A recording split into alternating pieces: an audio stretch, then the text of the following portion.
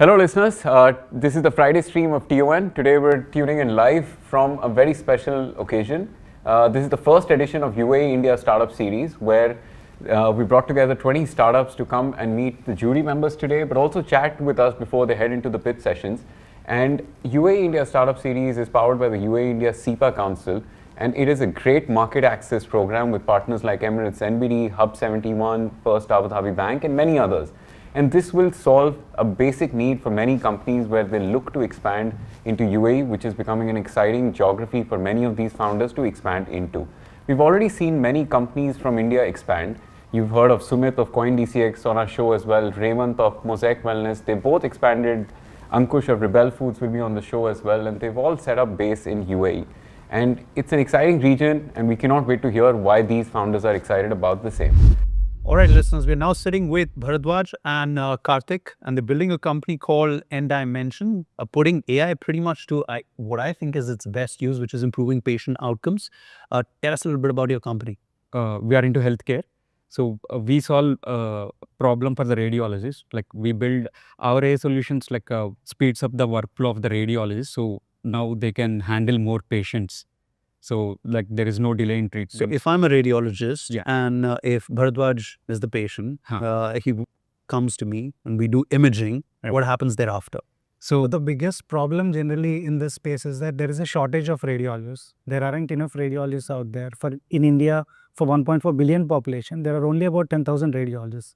So you can see the current radiologists are highly burdened. They tend to take more time for each patient, and that compromises again the turnaround times for the patients.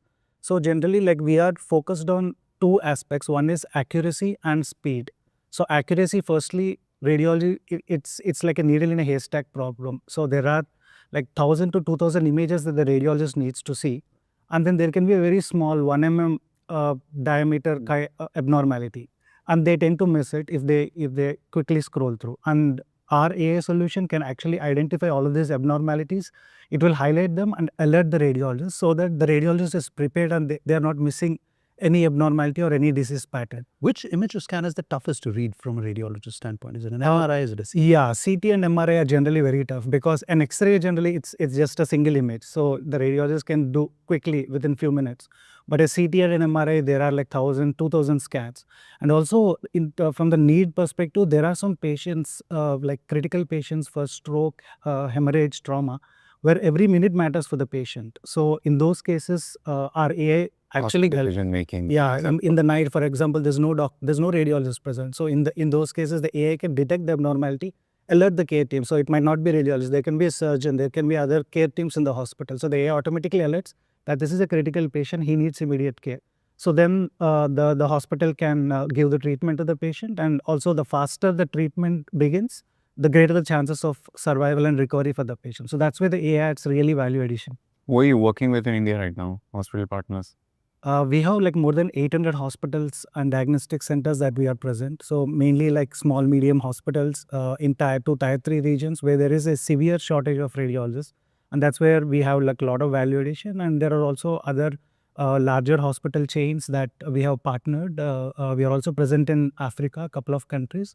And now we are actually looking to expand into the UAE and the MENA regions with the... So the startup series make absolute sense. But what is the business model of the company? Do you charge per workflow? Do you charge per scan? Yeah, it's generally like a per scan basis. So there are different scans, X-ray, CT, MRI, and each scan based on the volume of the scans, there is a different cost associated to that. Nice. All the best. Thank you so much. All right. So we have Azhar and Rehan from Bioreform. What does the business do? Sure. So Bioreform is solving one of the biggest global problems, that is plastic pollution, by manufacturing 100% eco-friendly alternatives to plastic and paper both. Nice. And tell us a little bit about the scale of the business. Sure. So we started 3 years ago when we were in college. And in the last 3 years, we have replaced more than 10 million plus single-use plastics. We are working in 8 cities in India and 3 international cities as well. So how does it work? Like typically companies get in touch with you when they have packaging needs? Yes. So amid all of this plastic ban that is happening in India and globally, there are companies and organizations that want alternatives, but they don't have one-stop solution design studio to go to, and we are that one-stop design studio. Basically, they come to us with their pain points and the solutions they need, and we not just recommend, but actually build and design those solutions in our factory and deliver them. So you think of yourselves as a packaging company? Yeah, sustainable alternatives company. More like we call ourselves a one-stop design studio. So tell us the last 3 things that you've designed which were exciting for you personally. So I'll take this. Yeah, marketing tips. So there's an MNC called Advanta Life Sciences. It's one of the biggest companies in seed technology. Advanta reached out to us telling that that we use barricading tapes on our farms. This is made out of plastic. Just to understand barricading tape easily, When we see Hollywood movies, we see this yellow bright tape which says "Do not cross" on the crime scene, right? So this is the same tape, sort of tape used on agricultural lands in India, which is sponsored by the company, and it serves as a marketing medium on the farm. The thing is, when this barricading tape is used on the farm, Disintegrates, yes. yes, it's used on the farm. It's used as a barricading medium for the on the agricultural land. But the problem is, this is made of plastic, and it is a branding plus sustainability risk for Advanta. So they reached out to us because they had an internal goal that we want to eliminate plastic. So they reached out to us. We designed, ideated, prototyped, and built India's first 100% biodegradable and compostable barricading tape for them. And now this solution, which we piloted, which with the help of Kotak Mahindra Bank, they were happy to help us with the CSR fund to build this pilot. We were able to pilot it and we were able to commercialize it. And now it's being used across 20 states and on all farmlands in India now. Can you give us, one material that is sustainable but nearly as durable as plastic used to be? It's our material. It's your We call it material. Bioreform. Yeah. So it's actually, it has all the, we haven't applied for it yet. Because as I mentioned, we just started right from college, so we had no idea about how the industry. Just to add, Azhar is 26, I'm 22, so we were in college when he started this. So we just saw that the problem is plastic pollution, and technically we did not even belong to this domain. Azhar is from a civil engineering and management background. I am an AI engineer, and but the thing is, we were very passionate about the problem. So when also a very lovely story that Azhar was building this. Because he wanted to solve a problem, and we did not wait to materialize it or do some R&D, and we just saw an opportunity. We wanted to solve the problem and we started it. Then I was looking at the efforts Azhar was putting into, and he was a one-man army. So I joined Bioreform as an intern, and then with all our work, we made our way together. We were able to build this together. So it became more of a lovely brother story. Then for me as a intern, I became the co-founder and the CMO at Bioreform. Fascinating. Why are you excited about UAE? So we were in Zytex in 2022, and there was a lot of ambition coming from UAE to ban single-use plastics. But when we actually went and spoke to the users who are going to be impacted with this, they were like very fearful because they didn't have alternatives. So we think that we are the right fit for them because we have all the alternatives that they'll need post this ban, and that's why we are planning for UAE. Amazing. All the best. All right, so we're sitting with Mayank of Data Sutram. Mayank, what does Data Sutram do? So Data Sutram is building India's one of its kind AI infrastructure intelligence platform. And we work at the intersection of trust, identity, and risk, which is probably the three biggest pain points or the three biggest pain pillars of the Indian BFSI. And we are trying to, comprehensively, we're trying to be the first identity bureau in India. I think orthodoxically, if you have to get a loan in India, you have to have a CIBIL, right? Yeah. That's the statement. But what if I tell you an autowala today who doesn't have a bank account or maybe doesn't have a financial history? Will he be allowed for a loan because he doesn't have a CIBIL? No, at all. Yes. So we are trying to build for the 98% which doesn't get facilitated by the credit. And if we can throw some identity intelligence on that, which creates Give us an example. Like suppose the example that you took to introduce the company as well. Like the autowala who doesn't have a bank account. Right. How are you enabling him to get a loan? Absolutely. So today, we like self-professionals or self-employed people, they would have some financial history. Based on that, a CIBIL score comes in and they can go and either open a bank account or either try to apply for the credit. Now in autowala, is it fair to assume he still has an income? It's just that it isn't a sophisticated income which can be prescribed by the bankers via bank statement. So you're saying they were always good borrowers, good potential borrowers, but they were thin file borrowers. Absolutely. And so you're helping with that. Absolutely. So by their digital means, by their digital identity, seeing how consistent their digital identity is over a period of time from all the alternate data perspectives, and then we are trying to create a model which is basically creating a score, an intelligence score, which actually gives the confidence to the lenders and increases their approval rates, decreases their delinquency, and gives them the confidence on the collections. So what are the partners that you're working with right now in India? So we're fortunate enough to work with the big banks, HDFC, Axis, ICICI, and from the lenders, we're working with L&T Finance, Poonawalla, DMI. Do you want to put Mahindra one metric and give us a sense of the scale of the business? metric in what exactly? Disbursal rates, so just any metric. So I'll tell you. I'll tell you a very interesting fact. So before 2024, the band above 700 plus CIBIL score had delinquencies around 2 to 3%, right? We got to know from the lenders we were working with that in the last 1.5 years, that delinquency rate has gone up to 5 to 6% in that creditworthy band. And based on the intersection or the amalgamation of our scores and their internal models, they were able to reduce that delinquency score to again back to 3 to 3.5%. So that is something that we don't really know because people are having 700 plus. See, what it translates is fraudsters are smarter than the lenders, ultimately. Because they have a score of 700, but still they are not paying the loans. So how can you actually, give that insight and also save the big bucks of the banks there? And how could this partnership be helpful for the business? Oh, absolutely. I think so. What we're trying to build today in India has given us the confidence so that we can actually take this model and basically templatize it to the other countries as well. And we really want to head with the UAE.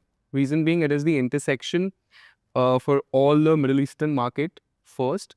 And secondly, as you know, like there are 4 million expats which are like Indians in the UAE, right? And the credit decisioning models, as we actually learned from the first Abu Dhabi banks and the people the industry solved was that were there yesterday, that it's a little biased.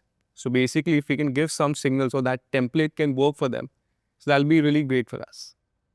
All right. Thank you so much. So we have Ajay and Raghu from DocketRun. What do you do? So we are creating a safety platform for manufacturing where we use edge computing and real-time vision analytics and we safeguard the people lives and also prevent the accidents before it can happen. And do you use a specific kind of hardware for this?